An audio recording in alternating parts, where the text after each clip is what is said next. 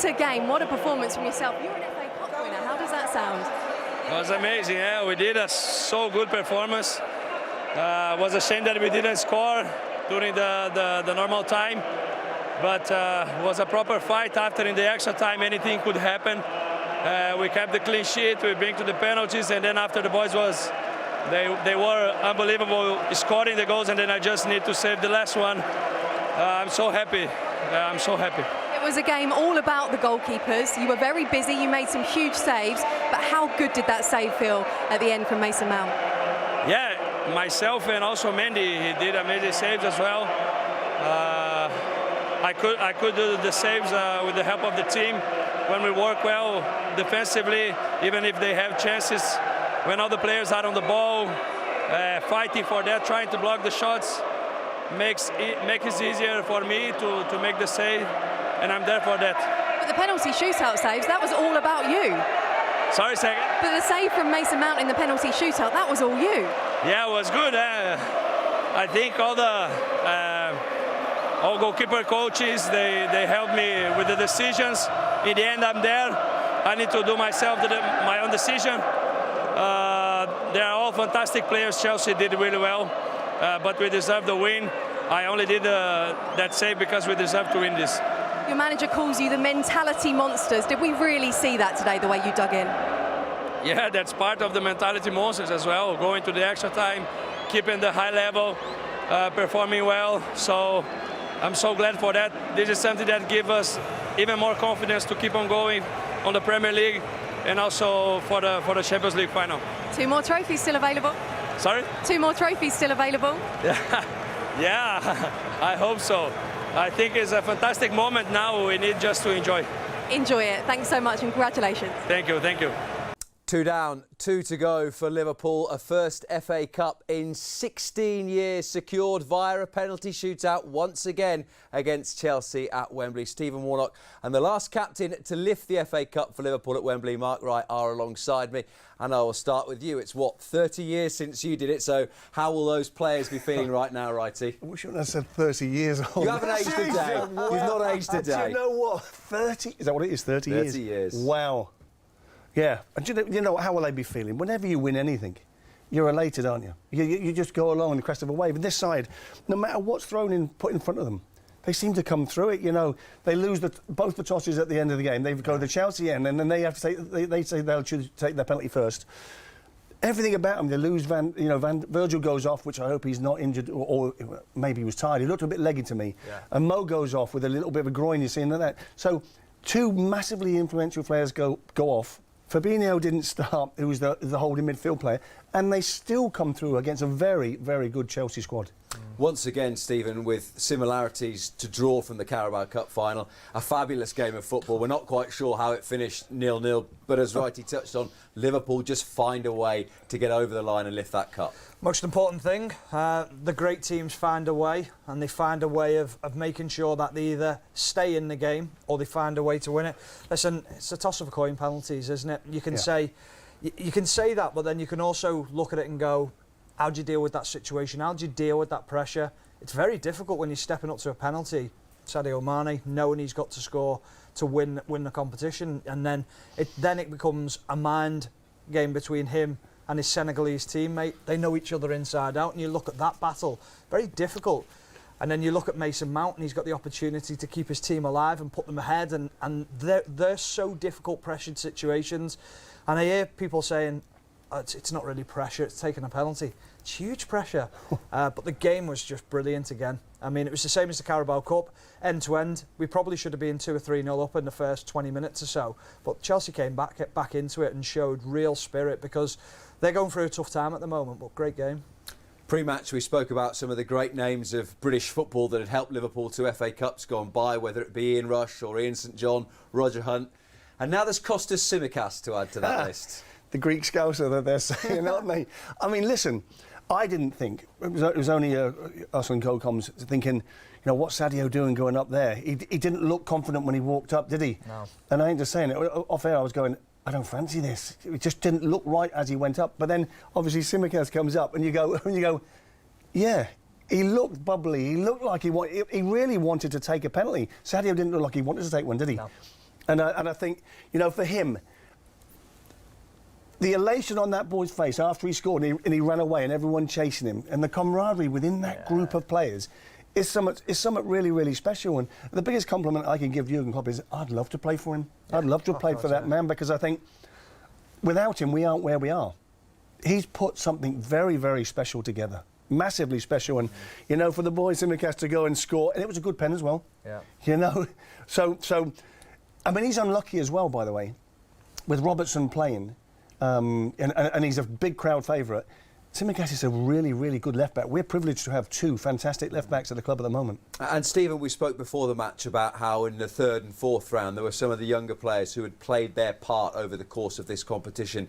Now, Kostas Tsimikas is levels above that, but he's still what you would say a squad player, but he has had his day, and it will be a chapter in Liverpool history forever. Well, Divock Origi springs to mind, doesn't it? Know your role within the squad. What are you here to do? When he signed, he knew that he had arguably one of the best left-backs in world football ahead of him. Your job is to push him on, to make him better.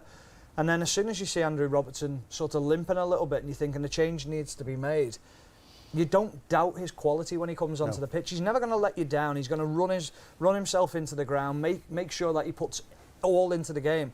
But he's got quality as well. Has he got Robbo's quality? Probably not. But he's just a level below. But it's enough to have him in the squad and be important. I really hope tonight, or at some point, the young kids, I hope they're in and around the celebrations tonight, because they should be, because they played a huge role in that. It'd be disrespectful to say that they weren't important to this run this season. Great development for them, great to be involved in a competition, and I'm sure Jurgen won't forget that, because he's that type of manager where he doesn't forget what players have done for him. Since I've been doing this job, it's always the reference point has been the teams of the late 70s and the 80s where you turned up every season and you won a cup and then you did it again and you followed it up. And this group that Jurgen Klopp has sculpted is doing the same now. Season after season, they keep coming back and they have that thirst for winning. Do you know what? It's incredible, and I think that comes from him. I don't think it's in all them players, each and every one of them, but I think his selection of players when he goes into the transfer market, he really scrutinises what they're like. Are they team players? And I think he wants that and expects that. Do they sulk or do they want... I mean, Diaz comes in. Look at him.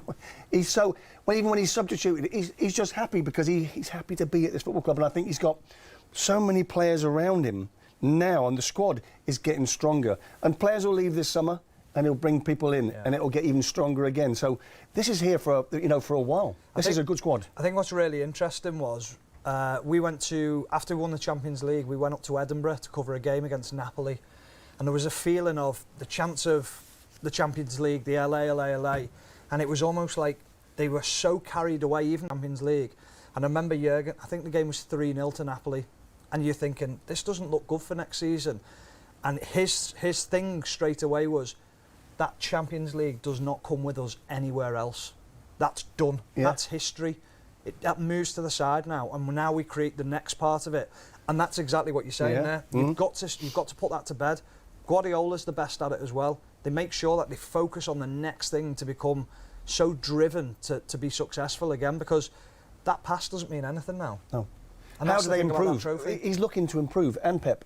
They look to improve every single season, every single game. It's not winning something and doing something really isn't good enough. No. They're striving for the next thing, to be one of the great teams, of the century. They are. Great teams and a great manager as well. And the comparisons obviously were made in our TV commentary by John, Bradley and Gary in terms of Shankly and Paisley. And the statistic is that Jurgen Klopp is only the second manager to have won a European Cup, a league title, FA Cup and League Cup with one club, the other being Sir Alex Ferguson. Now, he's obviously not going to win too many popularity contests on this channel, but Ferguson, Paisley, Shankly, the great names that Jurgen Klopp now stands alongside. And rightly so. If it wasn't for Manchester City, you look at Liverpool's tally in the Premier League over the last sort of three seasons, they'd have won titles in previous years when Manchester United were winning titles. Manchester United didn't hit the above 90 points mark very often. It's just that Manchester City are that good at the moment, that they're so toe-to-toe.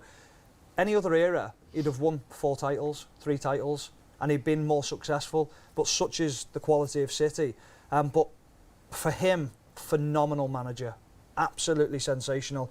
And it's interesting because every ex-player says the same, would have loved to have played for him. I've not come across one ex-player that doesn't say the same thing. But I'm not even talking Liverpool players. I'm talking just ex-pundits that you bump into. It is, yeah. I'll tell you who deserves a lot of credit. Who was the man? Who was it that said Jurgen Klopp's the one that needs to come in? Yeah. Well, I think Mike Gordon made one of the initial phone calls when Jurgen was away in Spain, and then they met soon after that. I think it was over in the States, and soon after that he became the manager of Liverpool. Well, whoever said that, he deserves a big pat on the back, because that man, and I'm not saying it's single-handedly, but it is as such, really, isn't it? It's because it's how he wants to play. It's his selection of players. This is what we're going to do. No, he's not good enough. Out you go, and then we'll replace him. So it is. Managers have to take a lot of pressure, and what he's done. And long may it continue. And I know he's just signed a new contract, and I didn't think he was going to. You know, I thought, I don't know if it was the defender in me being pessimistic, but I didn't think he was going to sign again. But the fact that he's signed shows.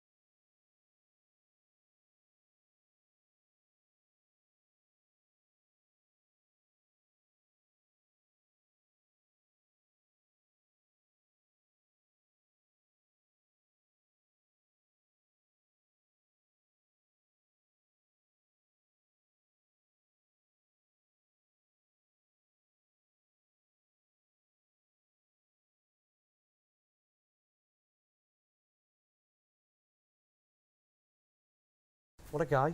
It's an incredible skill set that not everyone has, but he whether he works on it or naturally gets it, it's phenomenal. I think it's natural. I think he just, his smile, when you saw him at the end, his smile, if you could just take that smile and put it somewhere, that would make everyone happy, wouldn't it? Yeah. And the way, the affinity he has with the crowd. He doesn't do that for effect. He feels like he owes them that, because when he's done it once, they've all cheered, so he goes back to them again to say thank you in his own way. So, like we were saying, like Neil was saying, what's created this football club is through one man. You can have all the people on the outside, but he's the one that says, I want him as my coach, I want him as my physio. By the way, yes, you come in, but you're going to act this way, and this is how I want it. So be assured, one man is generating, really, the atmosphere here. It's not just, listen, Liverpool's Liverpool. Liverpool's a great club. But he is just the centre of the focus point that everybody looks to. We all look to. We look at him and saying, if he's down, you go, oh, he's not happy. Yeah. We actually do that as ex-players, looking at him. But he lifts the whole place, which is a credit. And it's not just generating, but regenerating as well, because just over a year or so ago, the obituaries were being written from a Liverpool perspective as to whether Jurgen Klopp had a shelf life, whether that front three had come to the end of the road. But he's got them going again. He managed to get Liverpool up to third last season despite all the problems, and now this season they've found another level with a couple of new faces too. Well, it's important when to bring them new faces in and how to bring them in. Now, the Luis Diaz one perhaps was pushed a little bit by Spurs and their interest, but what that's done for the other three players in the front line is pushed them to higher levels. But he's almost been the go-to guy. Now, there will come a time where he does have to change things up, and he's doing it slowly. He's evolved the team over the years already, but he does it slowly and just makes sure that he adds little pieces here and there. Listen, last year was a massive problem from an injury point of view. A freak accident to Virgil van Dijk. Bad challenge, yes, but you don't often see ACLs happen in the way that it happened to him, where it's a contact. But he played two young kids at centre-back. Yep. and you qualify for the Champions League. And They deserve a lot of credit, them too, yeah. Yeah. Two centre-halves, yeah. They might not be at certain points, Liverpool, without those two. And we'll speak about Luis Diaz and some of the other players as well in just a few minutes. We'll also... Count of how many honours you've got now at the age of 23. We'll count them up in a second, Trent, but how does it feel to have an FA Cup winners medal to add to it? Unreal, to be honest. No, I was sat there today and last night thinking this is the only one I've got left now to complete the set, and to do it is, you know, it's an amazing feeling. It's something that I've dreamed of and something that not many players can say they've done. So to be able to do it with this amazing club and amazing team is a special feeling for me. How difficult was it in the game? Because it looked as though we had a great start to the game, didn't we? But the further it went on, the tighter both teams looked, really. Yeah, honestly, it's always tight when we play Chelsea. We just can't get the better of each other. It always comes down to pens and draws. I think that's 4 draws now. It's rare, so yeah, it's hard to beat them. But we were resilient, and we've got the job done when it matters. We've kept calm under pressure and slotted our pens. Resilience is the key, isn't it? Particularly when you lose Mo in the way you do. You come back from that, you adapt, you change. I mean, that's what this Liverpool team is brilliant at. Yeah, we've made changes. Things didn't go our way during the game, but we like you said, we adapted. We dealt with it, and we played the game how it needed to be played. I think we didn't let them do what they wanted to do. As the game went on, they took a bit more control of the game, but that first half again was very good from us. We just couldn't put the ball in the back of the net. Had the chances to do so, but couldn't quite do it at the end of the day. But that doesn't matter to us. You took a great penalty, as you always do. What is that moment like? I mean, you've seen everything in football so far in your young career, but that must be up there with the most tense moment you've had so far. Yeah, it is, to be fair. Yeah, they are tense, but you get up there, you focus, you know which way you're going, and you commit to it, and that's all you can really do, to be honest. And try and hit the ball well. I mean, it's a lot of players, and it's easy to overcomplicate things, but you're 12 yards out, just strike the ball well, and you've got a decent chance of scoring. So I think that's what I've done today. What about the Greek Scousers to finish on fullback society? How good was it for him, that moment? Unbelievable. It just shows the depth that we've got, lads coming in. The way we've done it in the Carabao and then done it again today is amazing. Changes we've made, the players coming on and doing the job unbelievably well. It's an amazing group, and it's a special season. 6 major honours, I've just counted them. Well done, Trent. Congratulations. 6 so far. Thank you very much. Top man. FPL show. Don't wait. Play any remaining chip now. Fantasy expert on how to target with game week 37. Free hits, pinch, boost, or triple captain. If you have any of your Fantasy Premier League chips remaining, double game week 37 is the time to act. That is according to fantasy experts Gianni Bittis, who is free hitting himself, but thinks going can also be made with a triple captain or bench boost. Stake up on 5 or 6 players from the 5 teams who double. He say on the last episode of the FPL show, Everton and Aston Villa have favorable home games. If you have your triple captain or bench boost left, this is the week to play it. Things could happen. Villa and Everton have a lot of playoff, but don't have a great future in game week 38. So it's nice to be able to bring them in for 1 week. But if you are on FPL manager without any chips left like Oli Chand, what can you do to ease on any fantasy pain? Look at the single game week option the FPL experts explain. Liverpool travel to Southampton, which is a great fixture, and Spurs host Burnley. So I am hoping my single game week premium players will be able to deliver some points and just have a sprinkling of double game week player in my team.